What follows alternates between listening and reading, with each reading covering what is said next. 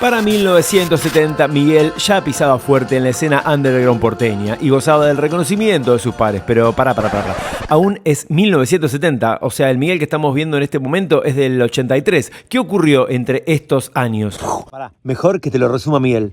Me fui en el 71. ¿A dónde? Europa. Me tomé un vuelo y me bajé en Madrid. Tenía la cabeza como para no música, no quería más música. Me fui a Francia, de Francia a Inglaterra, de Inglaterra a Francia, de Francia a Holanda, de Holanda a Alemania, de Alemania a Bélgica, de Bélgica a Portugal, de Portugal a España. Y hasta le quedó tiempo para encontrarse con Papo en Londres. Por eso hoy te cuento los años de viaje de Miguel Ángel Peralta, de Miguel Abuelo. El 21 de junio de 1969, Miguel Ángel Peralta ingresa a Brasil, vagabundea unos meses y regresa a Argentina. A su llegada, el sello Mandioca edita un compilado en donde incluye canciones de Miguel que son muy bien recibidas por el público. Tal es así que para enero de 1970 la compañía edita el segundo sencillo de Miguel con 2 canciones, Mariposa de Madera y Hoy Seremos Campesinos. El viaje a Brasil de 1969 lo aleja increíblemente del consumo de fármacos, pero al volver todo su entorno estaba metido en la onda de las drogas inyectables, Pervitin, Intilasa. Aprovecho para recomendarte el reciente video acerca de la vida de Tanguito, les dejo el link en la descripción de este video. Al regresar a Argentina, Miguel transita los días en el 5º piso del conventillo Libertad, situado enfrente de la plaza que lleva el mismo nombre. Este era el aguantadero de un puñado de hippies y bohemios de la época en búsqueda de aventuras artísticas y de todo tipo, incluyendo, claro está, los psicofármacos. Así lo describe Érico Campos Cerveda, persona con la que Miguel forjó una fuerte amistad por aquellos años. Estábamos siempre todos muy reventados y en medio de toda esa locura en el edificio la gente entraba y salía. Así lo conocía Tanguito y así un día di con Miguel. Ahí, por ejemplo, vivía mi hermana con el negro Fontova. Respecto a Pipo Lernoud, su gran amigo desde aquel episodio de hacer dedo en la ruta a finales del 69, decide viajar a Europa. Esta decisión afecta de sobremanera a Miguel, quien sin un rumbo fijo se pierde en días que son noches eternas. Su experimentación respecto a lo meramente artístico es caótica. Se refugia día y noche en los guetos de la Galería del Este, los de Plaza Francia, los del Instituto de Itela. Estos últimos, eje de la actividad cultural por donde pasaron grandes personalidades como Marta Minujín, Nacha Guevara, Delia Cancela y los mismísimos Les Luthiers. Gustavo McLennan, músico y actor, quien también formaba parte de ese grupo del Ditela, cuenta que cierto día en un ensayo de la cantante Amelita Baltar, estando presente Miguel Abuelo, debieron frenar un momento ya que había llegado el esposo de la cantante. Todos sabían que dicha pareja era un músico reconocido y de gran trayectoria. Todos menos Miguel, claramente. Luego de hablar por aproximadamente una hora, estrechan sus manos y alguien se acerca a Miguel para preguntarle si sabía quién era. Miguel Abuelo había estado hablando de música y de composición ni más ni menos que con Astor Piazzolla. Este es el momento en el cual te suscribís, también mirás un costado y tenés un amigo, mirás otro costado y tenés otro amigo y le decís que también se suscriban, le den like, dejen un comentario. El año pasado llegamos a la meta de los 50.000 suscriptores. Este año 2024 llegaremos a los 100.000.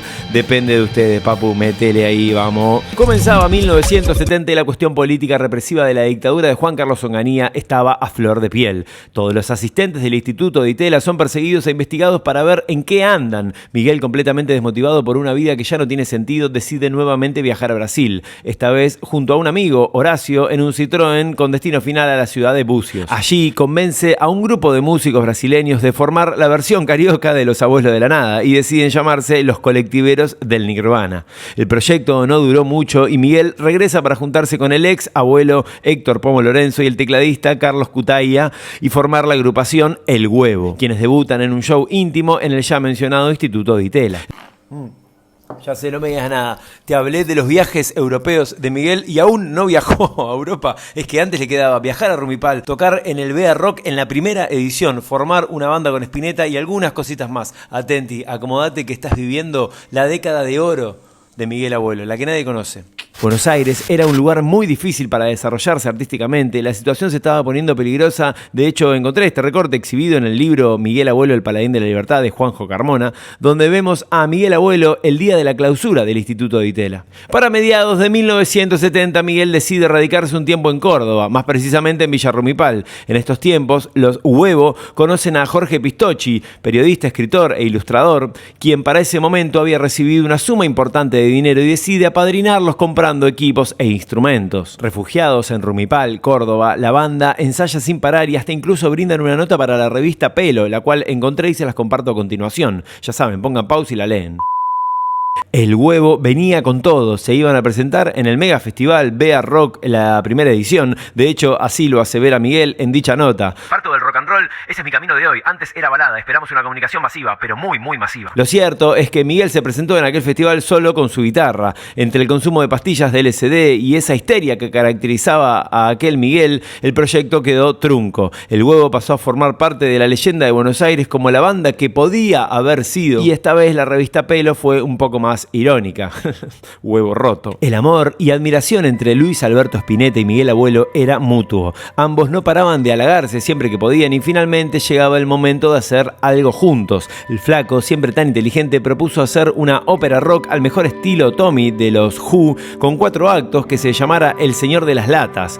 Miguel tendría un papel protagónico hecho a su medida. Según lo había pensado Luis Alberto, sería quien le enseñaría al personaje principal la clave de su existencia, siempre cantando, por supuesto. Para esto, Miguel compone 2 canciones, Atraviesa mi ser y El hombre del collar. Finalmente, no solamente el Huevo se separa, sino que también Almendra llega a su fin. El Señor de las Latas hubiese sido quizás la obra más compleja y preponderante de los Almendra. En ella estaban participando Box Day, Papo, Manal y muchísimos músicos importantes de la época. Aún así, Luis Alberto y Miguel intentan unirse para formar una mega banda. Esta no la sabía, Miguel Abuelo en voz, Edelmilio Molinari en guitarra, Pomo Lorenzo en batería, Carlos Cutaya en teclado y Luis Alberto Spinetta bajo y voz.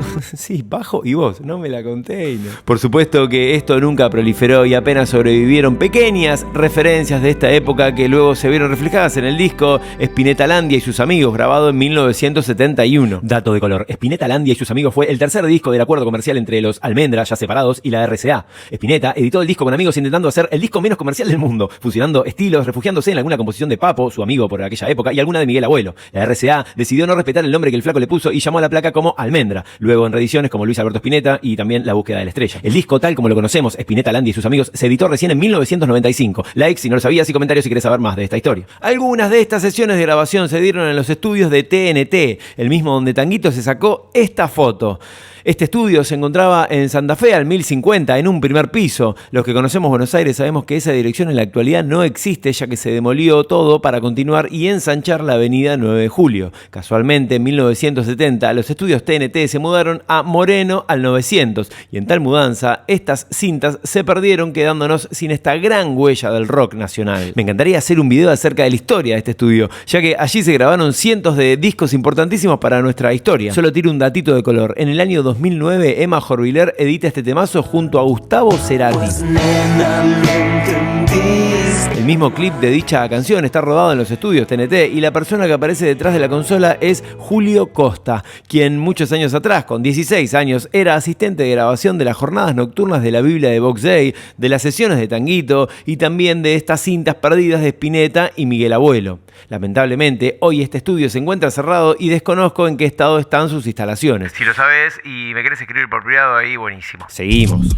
Las relaciones con las drogas, la noche y el reviente de Miguel son cada vez peores. De hecho, Miguel afirmó en una entrevista que en ese tiempo él era muy desordenado, le salían producciones muy interesantes y sin embargo sus llegadas tarde y su locura tiraban todo por la borda. De todas maneras, hubo un clic en esta historia. Cierto día, Miguel escucha que unos productores comentan por lo bajo: con este no se puede hacer nada, pero igual hay que inflarlo porque esto es lo que se viene, lo que está de moda. Cuando Miguel se dio cuenta de que lo querían inflar, lo querían exponer para crear un producto, más no respetar su arte, enajenó. Realmente sintió que no tenía más nada que hacer, al menos en esta ciudad. No quería transformarse en un club del clan. La salvación a esta situación nuevamente viene de Isabel, la mamá de Pipo Lernoud, aquella que lo había llevado a la reunión con el señor Brennan, ¿se acuerdan? A quien le había dicho: mi grupo se llama Los Abuelos de la Nada, casi en una suerte de improvisación. Isabel desinteresadamente le regala a Miguel un pasaje para viajar a España, por lo que a mediados de 1971, Miguel, con 25 años, desembarca en el viejo continente, Europa. Primeramente, arribó a Madrid por unos días, ya que era su escala para el destino final del trip hacia Barcelona. En Madrid visita a amigos argentinos y se reencuentra con Crilla Bodán, una bailarina con la cual había tenido una relación amorosa en Buenos Aires. Su estadía en Barcelona también es de paso, ya que aún habiendo recorrido el barrio gótico y sus callejuelas, es tentado por Mabel a volar a la isla de Ibiza. En Ibiza, tras 2 semanas de estar perdido en la naturaleza, pernoctar en casas abandonadas y en carpa, viaja a visitar a su fiel amigo Pipo, quien se encontraba en Cadaqués, un poblado artístico cercano al límite entre España y Francia. Cadaqués es un pueblecito que queda al costado de Barcelona, a unos 60-70 kilómetros, en la provincia de Figueras. y allí vive el famosísimo pintor Salvador Dalí. Es un lugar muy bien elegido por un genio, ¿no? Miguel soñaba, era un viaje realmente revelador. El lugar donde vivía Pipo era un desfile de hippies refugiados de Argentina, casi todos del ex Instituto de Itela. Carlos Iglesias, Alberto Ledo, Víctor Kesselman y Ricardo Mosner. Atentí con este último. La casa donde vivían todos los hippies era muy chica, por lo que consigue mudarse, pero a un refugio sin luz y sin agua en el medio del campo. La cosa no mejoraba y luego de unas semanas Miguel y Crilla deciden regresar a Ibiza, un lugar un poco más libre donde la dictadura de Franco parecía un poco más flexible. Allí ella queda embarazada y Miguel arma un repertorio para salir a cantar por las calles, pasando la gorra y cobrar algunas chirolas que le permiten sobrevivir. Por otro lado, se instruye en técnicas para trabajar el cuero y así comenzar a hacer cinturones, billeteras y demás accesorios que también venden entre los dos. Era julio de 1971, Miguel y Crilla se casan y viajan a Madrid, donde rentan una piecita en la calle de Libertad, número 15 del barrio de Chueca. Allí viven 2 meses hasta que por medio de su amigo Alberto Ledo, Miguel consigue un trabajo bien pago recolectando uvas en el sur de Francia. El 20 de octubre de ese año, Miguel viaja con su amigo Alberto a Toulouse, a la zona de Avignon, Travaglion, Perpignan y algunos lugares de la campiña francesa para recolectar uvas. Realmente es un trabajo muy bien remunerado y le brinda estabilidad por algún tiempo.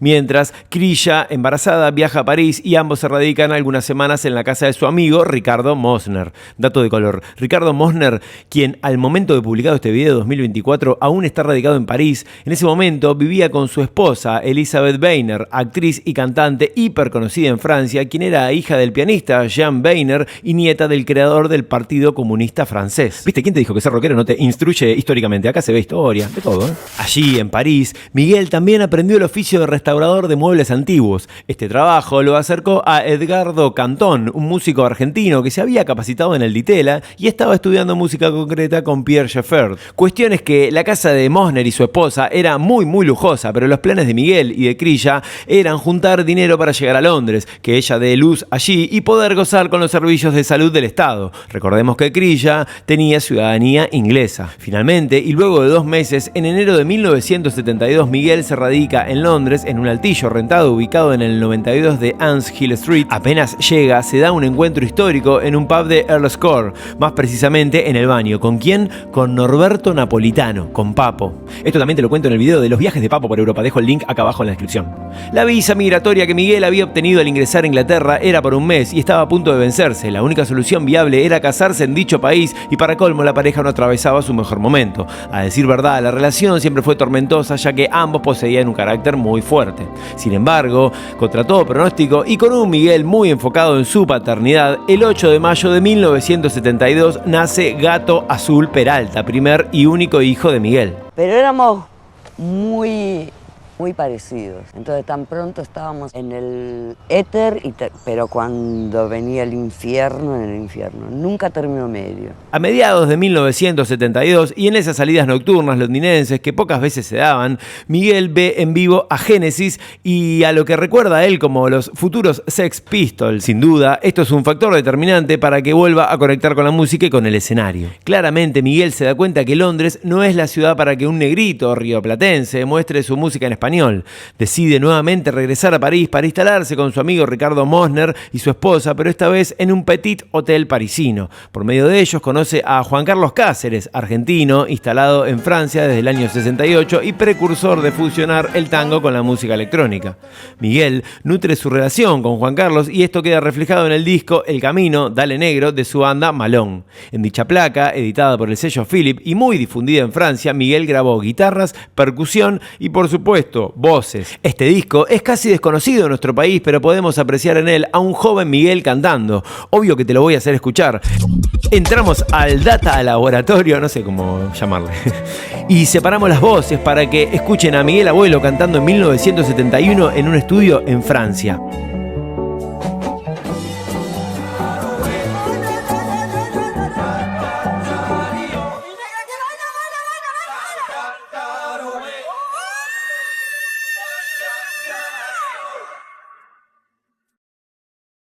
La vida en París realmente es un disparate, completamente antagónica a lo que se vivía en Londres. Ricardo Mosner y su esposa, que gozan de una muy buena situación económica, no son mezquinos, pero todo llega a su fin. Ricardo se separa de Elizabeth y por medio de aquel cliente de muebles antiguos, Edgardo Cantón, llega a su vida Moshe Naim, un enigmático productor interesado en financiar obras artísticas. La gueule est venue, je lui ai dit on va faire une audition.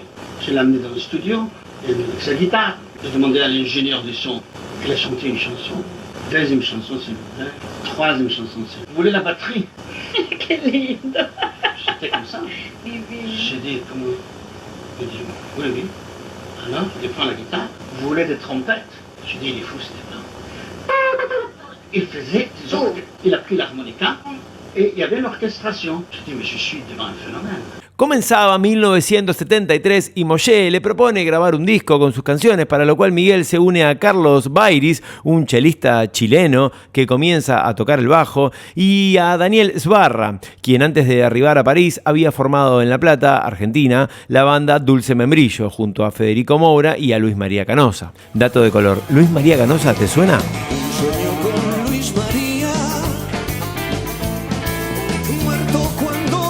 Claro, amigo del Indio y quien fue asesinado en la masacre del Pabellón Séptimo en la cárcel de Devoto. Te cuento esta historia de Toxi Taxi, de Los Redondos y de Luis María en el link que te dejo abajo en la descripción de este video. Claro. Los ex Dulce Membrillo son claves en esta historia, ya que semanas más tarde también se unen Diego Rodríguez, ex baterista, y Pingo Garrigo. Bajo esta formación llamada Hijos de Nada, graban el álbum Et Nada y salen de gira a tocar por Francia. Al fin Miguel estaba en las pistas nuevamente, con una productora por detrás, una banda completa, presupuesto y shows por el interior de Francia. El 3 de julio de 1974 comienza la gira en el Palacio de Exposiciones de Menton. La actitud de Miguel sobre el escenario era elogiable y luego de más de 30 conciertos en el país ya hay promesas de realizar giras por España y algún país americano. Pero, Como dice acá el amigo del canal, te lo resumo. la banda se separa y Miguel Abuelo desaparece nuevamente de la escena. La decepción es tan intensa que nuevamente opta por no volver a cantar. Intentando dar nuevamente un giro a su vida, se une a un grupo de actores de teatro independiente itinerante que vaga por la ciudad de París, actuando de improviso en peatonales, plazas y subtes, y por otro lado su relación con Crilla se veía afectada por las otras relaciones de Miguel. A diciembre de 1974 Miguel vagabundea juntando dinero solo para viajar y así visita Bélgica, Portugal y Holanda. En medio de esta crisis se entera que su hermana Norma Peralta estaba exiliada en Madrid y había lanzado 2 discos como solista. Sin dudarlo, viaja para allá a conocer a sus sobrinos Pablo y Marcelo y a su nuevo cuñado. Allí toma contacto nuevamente con Moshe, el productor manager de Hijos de Nada, ¿se acuerdan? En París, con quien luego de varias idas y vueltas, a fines de 1975 finalmente editan el álbum que hacía tiempo habían grabado con la banda en París. Comenzaba 1976 y Miguel hacía varios meses que se encontraba en Madrid. Recibe la oferta de un papel protagónico en la obra Hair, que comenzó su ciclo en abril del 76. Miguel acepta dicho trabajo y pide que se tengan en cuenta a su esposa Crilla, a su hermana Norma y a su cuñado. Metió a toda la familia prácticamente. El tour de la obra pasa por diferentes pueblos de la costa del Mediterráneo y dura 2 meses en cartelera. Tiempo suficiente para que la pareja pueda juntar algo de dinero y sobreponerse ante la situación económica reinante. Mientras tanto, en Argentina comenzaba una de las épocas más oscuras de nuestra historia. La guerrilla estaba a la orden del día. Toda esa rebeldía de finales de los 60 se había politizado y polarizado por el ERP y Montoneros, motivo por el cual María Estela Martínez de Perón, quien asume la presidencia luego de la muerte de su marido, el general Perón, en 1974, dictó lo que se conoce como el Decreto de Aniquilamiento en 1975, dejando el camino allanado para que un nuevo golpe militar se suceda. Lo que siguió fue una etapa muy oscura, muertos, desaparecidos, una dictadura atroz persiguiendo a los que pensaban distinto y en la que muchos artistas debieron exiliarse en el extranjero. Entre estos artistas exiliados se encontraban los que formaban la Cofradía de la Flor Solar, una banda de La Plata liderada por el Mono Cohen, Rocambole, que había tenido entre sus líneas ni más ni menos que a Skay Beilinson, por ejemplo. Arribaron a París y terminaron en lo de Miguel, quien abrió las puertas de su humilde casa rentada. Para finales de 1976, la cofradía viaja a Ámsterdam y Miguel regresa a Barcelona por un breve tiempo para tocar en bares y restaurantes. Tras unas semanas en Ámsterdam, regresa a Madrid, donde lo esperan Crilla y su hijo. En ese sentido, la capital española parece un sitio más que interesante, y a esa motivación se le suma la noticia de que Morris, viejo amigo de la época de la cueva, está allí y le está yendo muy bien. Se queda unos meses para luego volar nuevamente a la isla de Ibiza con su esposa Crilla. En esa temporada del 77, en Ibiza, Miguel Abuelo se reencuentra con Miguel Cantilo, con quien por varios meses salen por las calles a tocar a la gorra, a tocar en restaurantes y peatonales. Dato de color, en ese repertorio de los Migueles tocaban carnavalitos, temas de los Beatles y hasta sonaba la balsa de Tanguito y legalmente de Lito Nevia, porque sabías que en realidad la hizo Tanguito y la hizo en Esquel en La Trochita, ¿no? Fuiste a ver el video que subí hace muy poquito, andate, te lo dejo en la descripción de este video.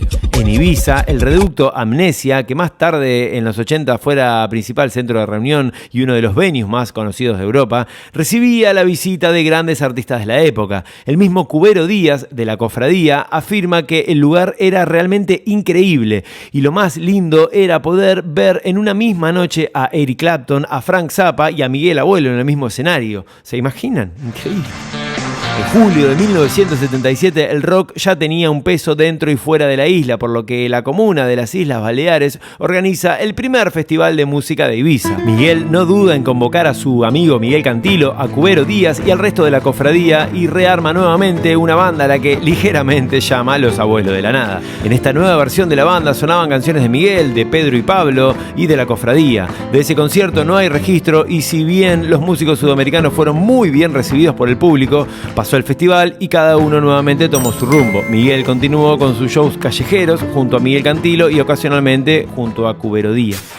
Comenzaba 1978 y Miguel se reencuentra con Jorge Pinchevsky, con quien formó un nuevo grupo, uno más, Las Vírgenes del Espacio. En dicha formación estaba Cubero Díaz, el chileno Silvestre, y varios más. La banda prolifera, pero no concreta ningún show. Miguel, sin dinero, nuevamente emigra a París en búsqueda de Mollé y pedirle editar un disco nuevo.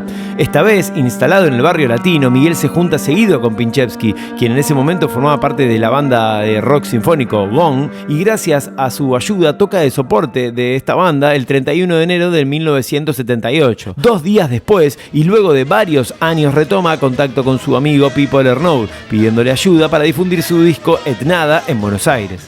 Dentro de las infinidades de cartas que se exhiben en el libro de Juanjo Carmona, que aprovecho para recomendárselos y decirle que lo compre, lo tengan, porque realmente hay mucha data detallada de Miguel Abuelo, hay un pasaje de una carta de Miguel a Pipo que realmente no tiene desperdicio. Lo mismo, pongan pausa, léanlo. Jimmy Olsevicki Fried, que como verás, boliviano no es. Le puso, es un tarado. En la Argentina del proceso militar se podía decir muy poco. Aún así, la revista comandada por Pipo, Expreso Imaginario, y en la cual escribían Alfredo Rosso, Claudio Kleiman, Víctor Pintos y hasta el joven Roberto Petinato, gozaba de cierta popularidad ofreciendo resistencia al régimen dictatorial. En este contexto, Pipo restó importancia a los proyectos de Miguel y sus reiteradas cartas pidiendo que por favor lo ayude o lo mande al carajo.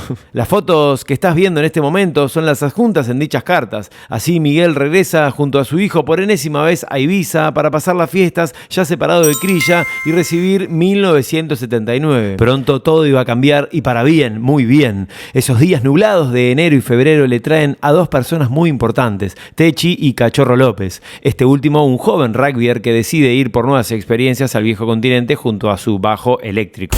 Junto a Techi, su nuevo affair, también argentina exiliada en Ibiza, realizan un viaje por Francia, Bélgica y Holanda. Allí prueban el LSD y, considerando el precio bajísimo de las tabletas, deciden una locura: narcotraficar dicha droga hacia la isla para venderla. La anécdota, por suerte, termina bien, ya que en el aeropuerto Miguel le agarra un ataque de pánico y corrió al baño para tirar todo.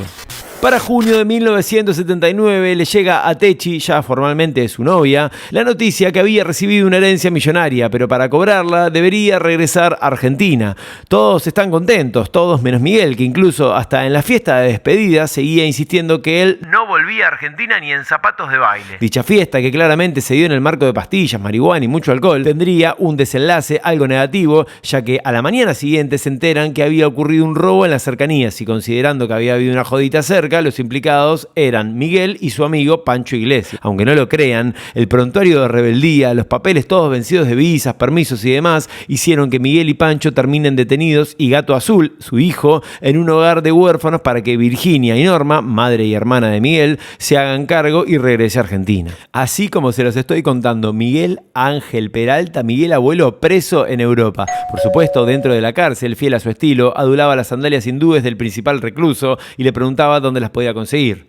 La situación se complicaba y si bien al ser inmigrantes ilegales con tan solo adquirir un ticket para salir del país lograban su libertad, ningún país quería recibirlos, gastando todo su dinero en 2 intentos fallidos a París y a Milán. Ya en Barcelona los trasladan a la cárcel modelo, donde la leyenda dice que alguna mañana compuso Buen día, día. Este buen día, día, que sea para el día que merecemos.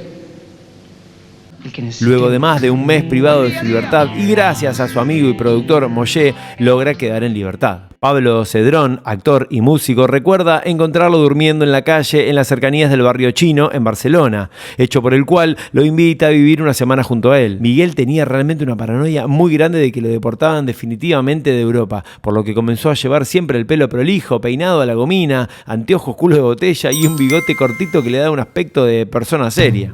Ya era 1980, Miguel está a punto de cumplir 34 años y aún habiendo perdido cierto empuje no abandona el sueño de formar la tan ansiada banda. Esto lo lleva a retomar contacto con el joven Cachorro López, quien se encuentra en Londres adquiriendo experiencia con una banda poco conocida aún, los Ya Warriors. Miguel siente la soledad de una Europa que ya no le brinda respuestas. Solo aguarda a que Cachorro le responda a la carta que sale el 8 de junio de 1980. En dicha carta le comenta que se venga a España, que iban a formar la banda de sus vidas, que trae instrumentos, cables, el resto lo consiguen todo ahí. Cachorro no respondía. El sueño parecía desvanecerse. Miguel, sin dinero, sin ganas y con algunas deudas, lo intenta por última vez. Finalmente, Cachorro responde. Esta respuesta sería el puntapié inicial de todo lo que vino. En esta respuesta se definió el futuro de un puñado de canciones que hubieran quedado en el olvido. Claro que lo que ocurrió fue que Cachorro había viajado a Buenos Aires, por eso no respondía, y notó que el aire ya no estaba tan espeso. Vio un terreno fértil para desarrollar aquí la tan ansiada banda que quería Miguel. La famosa Techi y Cachorro López le pagaron el pasaje y un Miguel serio con 34 años al hombro, una década viviendo en Europa y miles de experiencias, pisa Buenos Aires con ganas de cantar, escribir, bailar y comunicar. Era marzo de 1981, Freddie Mercury y los Queen visitaban nuestro país por primera vez. Quizás muy pocos lo notaron, pero ese mes llegó Miguel Abuelo a escribir una de las páginas más importantes del rock argentino y sin duda la más linda de su vida. Pero todo eso te lo cuento en un próximo informe que podrán ver cuando este video llegue a los 5.000 likes o también cuando lleguemos a los 80.000 suscriptores. Lo que ocurra primero. Ya saben, es solo para saber si te gustó este contenido, si vamos bien por acá, si no, como siempre, se aceptan críticas constructivas.